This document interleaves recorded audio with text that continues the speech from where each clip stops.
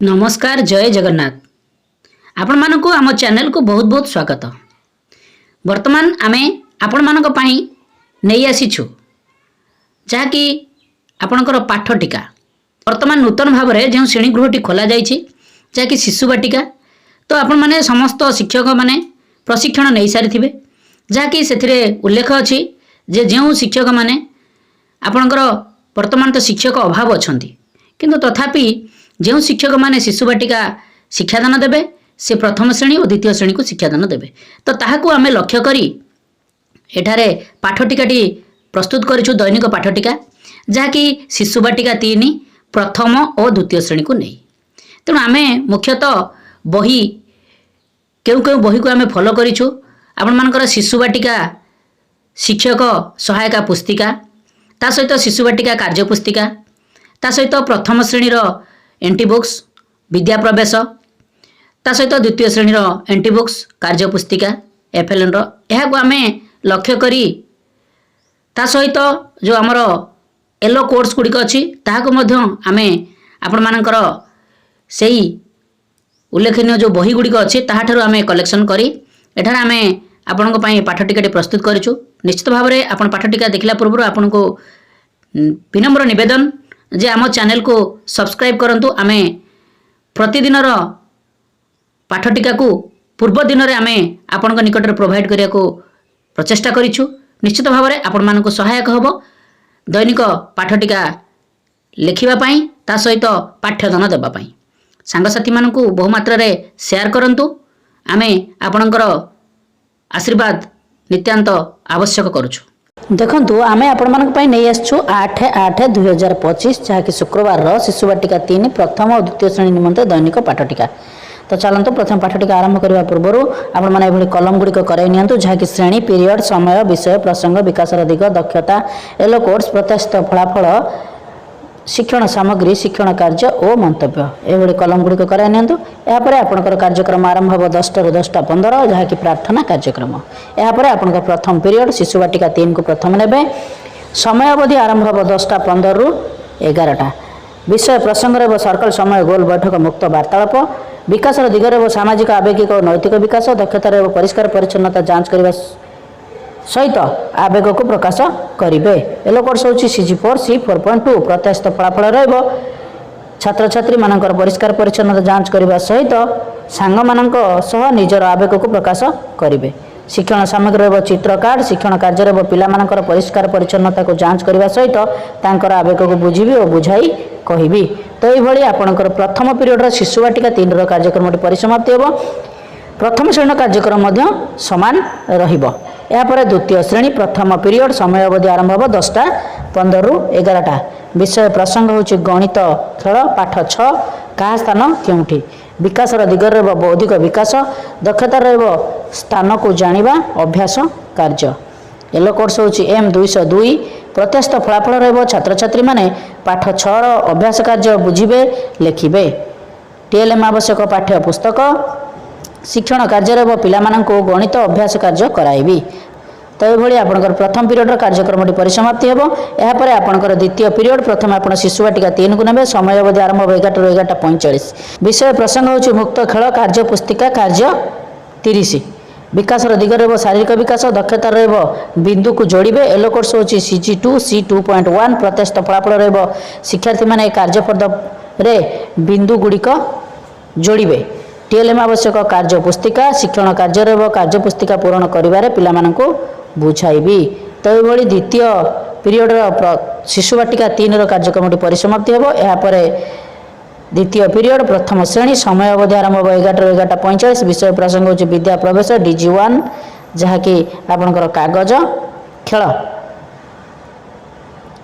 यापर विकास रहिबो शारीरिक विकास दक्षता रहिबो सूक्ष्म मांसपेशीर कौशल। एलो कोर्स होची HW 3.18A प्रत्याशित फलाफल रहिबो शिक्षार्थी माने सूक्ष्म मांसपेशी कौशल प्रदर्शन करेंगे।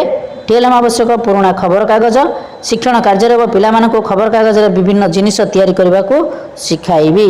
तो ये आपंकर द्वितीय पीरियड प्रथम श्रेणी कार्यक्रम परिसमाप्ति हो। यापर द्वितीय पीरियड द्वितीय श्रेणी समय अवधि आरंभ हो 11:45। विषय प्रसंग होची चित्र पोस्टर एक गली रास्ता।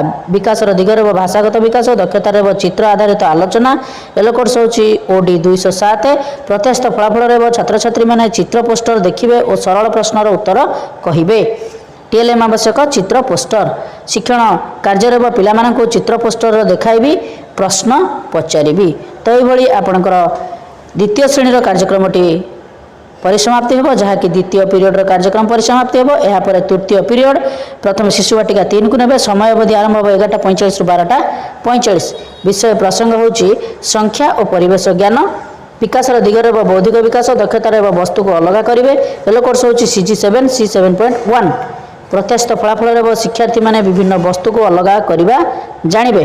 टीएलएम आवश्यक गोड़ी पत्र बही पेन। शिक्षण कार्य पिला विभिन्न वस्तु को देवी अलग करने को कहबी। तो ये तृतीय पीरियड शिशु वाटिका 3 कार्यक्रम परिसमाप्ति हो। यापर तृतीय पीरियड प्रथम श्रेणी समय अवधि हम 11:45 रु 12:45। विषय प्रसंग होची विद्या प्रवेश जहाँकि DG3 कार्यफर्द 42। विकास दिगरे परिवेश ज्ञान दक्षतार चित्र अंकन ऋतुर धारणा। एलो कोर्स होची IL 3.21। प्रत्यस्त फलाफल शिक्षार्थी मैंने वर्षा ऋतुर व्यवहार जिनसर चित्र अंकन करेंगे कार्यफर्द पूरण करेंगे। टीएलएम आवश्यक कार्य पुस्तिका पेंसिल रंग। शिक्षण कार्य पिलामानकर कार्य पुस्तिका पूरण करिबारे सहाय्य करिबी। तो ये आपणकर तृतीय पीरियड जहाँकि प्रथम श्रेणी कार्यक्रम परिसमाप्ति हो। यापर तृतीय पीरियड द्वितीय श्रेणी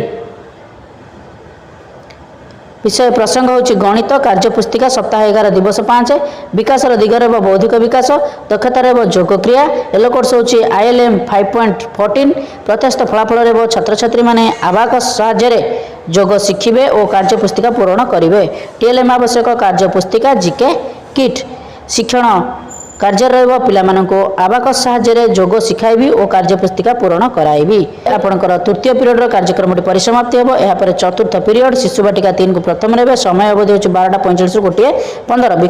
विषय प्रसंग होची कलात्मक कार्य। विकास दिगरे सृजनशीलता और सौंदर्यबोध विकास दक्षतार चित्र अंकन रंगोली करेंगे। एलो कोर्स होची CG12 C12.4। प्रत्यस्त फलाफल शिक्षार्थी मैंने विभिन्न उपकरण नहीं चित्र अंकन करेंगे और से रंग देबे। टीएलएम आवश्यक पेंसिल रबर रंग तोड़ी चित्र खाता। शिक्षण कार्य पिला विभिन्न चित्र उपकरण देवी और चित्र अंकन करने को कहबी। तो ये आपणकर चतुर्थ पीरियड शिशु वाटिका 3 कार्यक्रम परिसमाप्ति हो। यापर प्रथम श्रेणी चतुर्थ पीरियड समय अवधि होची 12:45 रु 1:15 जहाँकि समान कार्यक्रम रहिबो। द्वितीय श्रेणी समान कार्यक्रम रहिबो। यापर आपणकर पंचम पीरियड कार्यक्रम आरंभ हो जहाँकि ता पूर्व आपणकर 1:15 रु 2टा पर्यंत मध्याह्न विरति कार्यक्रम रहिबो। यापर पंचम पीरियड प्रथम शिशु वाटिका 3 को नेबे। समय अवधि 2टा रु 3टा। विषय प्रसंग होची भाषा और साक्षरता। विकास दिगरे भाषागत विकास दक्षतार कविता आवृत्ति। एलो कोर्स होची CG11 C11.1। प्रत्यस्त फलाफल छात्र छात्री मैंने कविता आवृत्ति करेंगे। गाँटी मोर अति निजर। शिक्षण सामग्री गीत कार्ड। शिक्षण कार्य पिलामानंको अभिनय कर कविता आवृत्ति कराइबी। तो ये आपणकर पंचम पीरियड शिशु वाटिका 3 कार्यक्रम परिसमाप्ति हो। यापर आपणकर प्रथम श्रेणी पंचम पीरियड समय अवधि हम 2टा रु 3टा। विषय प्रसंग होची विद्या प्रवेश DG2 आस गढ़ा। विकास दिगरे भाषागत विकास दक्षतार अक्षर ध्वनि को व्यवहार करेंगे पठन लिखन करेंगे। एलो कोर्स होची CL 3.8B। प्रत्यस्त फलाफल छात्र छात्री मैंने कार्डबोर्ड लेखा वाक्य को पढ़े और लिखे।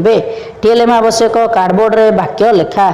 शिक्षण कार्य पिलामानंको यू आकार बसाइबी वाक्य गुड़ी को पढ़ी पिला माने शुणिबे और लिखा कहबी।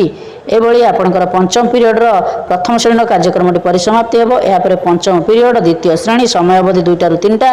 विषय प्रसंग होची भाषा कार्य पुस्तिका सप्ताह 7 दिवस 6 जहाँकि मान निर्धारण।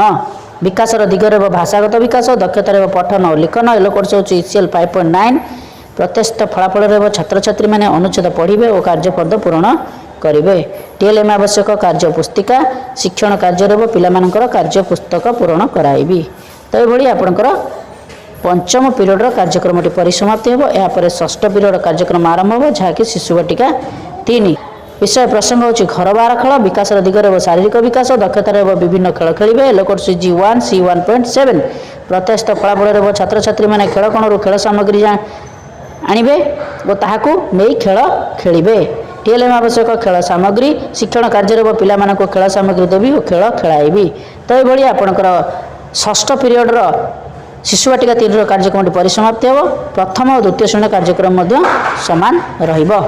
आपणकर सप्तम पीरियड शिशु बाटिका 3 प्रथम ने समय अवधि आरंभ हो 3टा 30 रु 4टा। विषय प्रसंग होची विदाय। आज दिन पाठ्यक्रम सारांश विकास दिगर समस्त विकास सारांश दक्षतार सबु दक्षतार सारांश को बुझे। एलोकोड समस्त एलोकोड्स को फुलफिल हो। प्रत्यस्त फलाफल छात्र छात्री मैंने आज दिन पाठ्यक्रम सारांश को बुझे और लिखे। टीएलएम होची समस्त शिक्षण सामग्री शिक्षण कार्य शिक्षक और छात्र छात्री आज दिन पाठ्यक्रम सारांश को आलोचना करूँ। आसंता दिन शिक्षण कार्य विषय कहि शिक्षण सामग्री को निर्दिष्ट स्थान रखी शेष में कृतज्ञता ज्ञापन करी। यह आपणकर सप्तम पीरियड शिशु बाटिका 3 कार्यक्रम परिसमाप्ति हो जहाँकि प्रथम और द्वितीय श्रेणी कार्यक्रम समान रहिबो।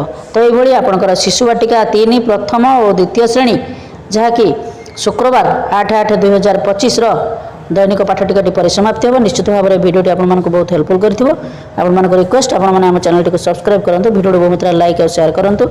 आम ये हेल्पफुल भिडियो आप प्रोवाइड करूँ। नमस्कार। सर्वे भवन्तु सुखिनः।